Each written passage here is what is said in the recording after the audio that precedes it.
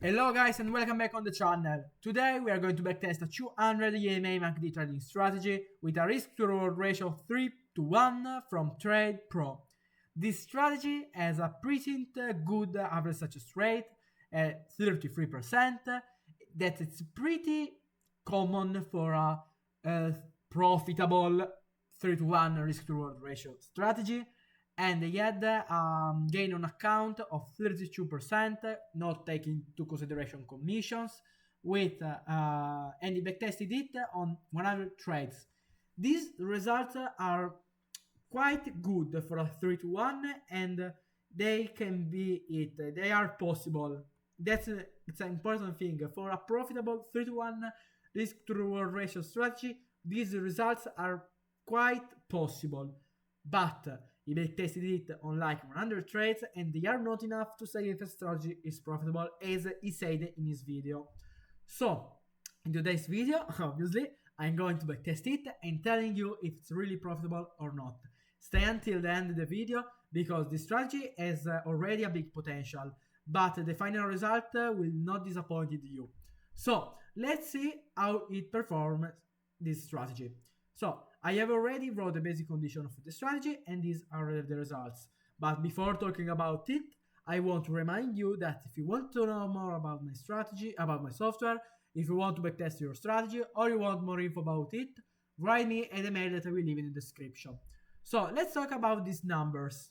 As you can see on the test dataset, we have an average success rate of 27 and yet like 33. So the results are pretty similar, but the problem is that we have a low number of trades, and that's not good at all.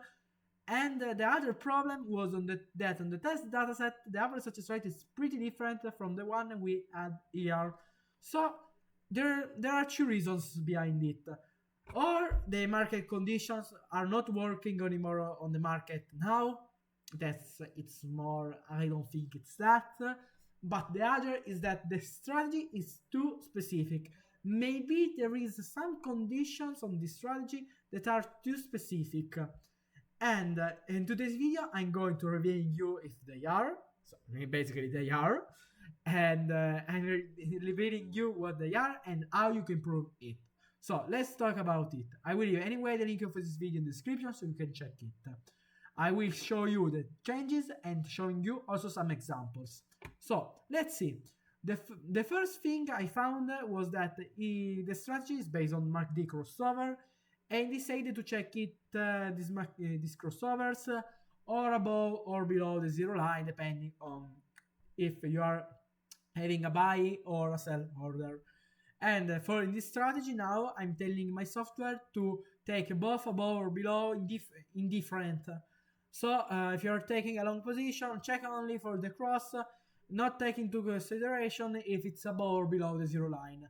And same thing for short positions. And the other thing was that they said to set your stop loss to the last swing low or last swing high.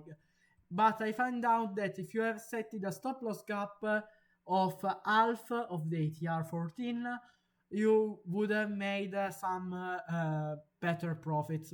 So basically, I'm telling my software to take a stop loss gap of half of the ATR. If you don't know what it is ATR, you have to go here, search for ATR, and this you can see for each candle a number. You make half of it, and this is your stop loss basically. So let's see some examples. So basically now there are two conditions. The first one is that the data must be below EMA 200. In this case it happens.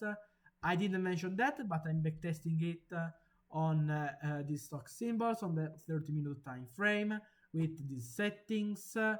Alpha confidence interval of 0.05. So what does it mean? It means basically that we have a confidence interval at 95%, not 99, like in the last video. So it's more easily to be statistically profitable, but more difficult that the test dataset pass the validation of the train confidence interval. So we are making more restrictive on high hand, but we are more restricting on other hand.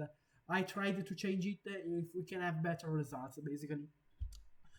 So let's talk back to the example. So we have the data below EMA 200 for a short position.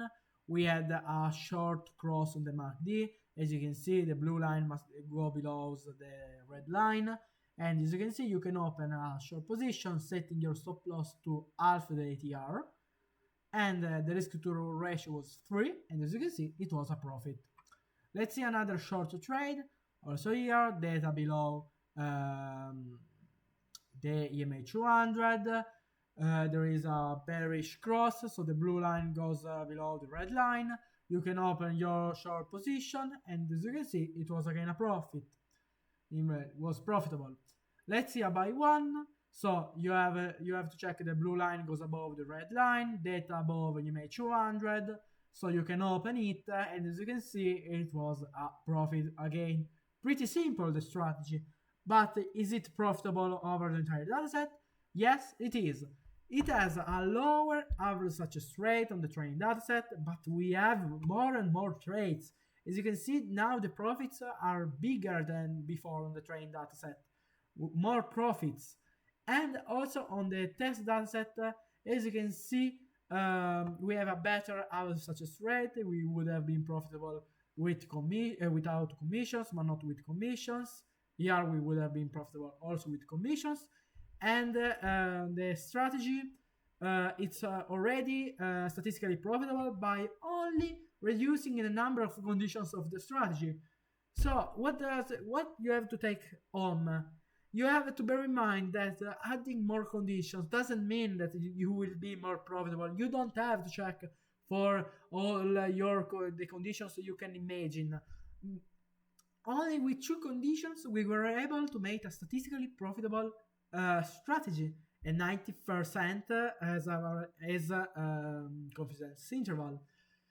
So this it's a pretty good result, and yeah. But now we have to see if we can make also more profits.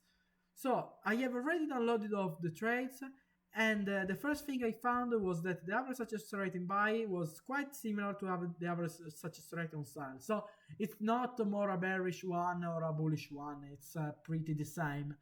But by analyzing the buying power, I understood that if you take an only position from 800 to 300 as buying power, because I'm having a starting account of $1,000 and a leverage of 4, so you can have a maximum buying power of $4,000. So I'm saying to take into consideration only from 300 to from 800 to $3,000, $3,000. Sorry, maybe you could have more profits. So I have already added these 2 conditions. I have done the math behind it because my software want to know the fraction of the max buying power in order to open the position of min and max. And I guarantee you there are the numbers I'm talking about. And now let's try to run again the strategy on the train dataset and let's see how it performs. Because maybe now we are not opening some positions, but new position can be opened because we have only 1 position for symbols at time. So it means that a new position can be opened, and this must be taken into consideration. So let's run again and let's see that if the average success rate is respected or not. Okay, as you can see, now we have a higher average success rate than before.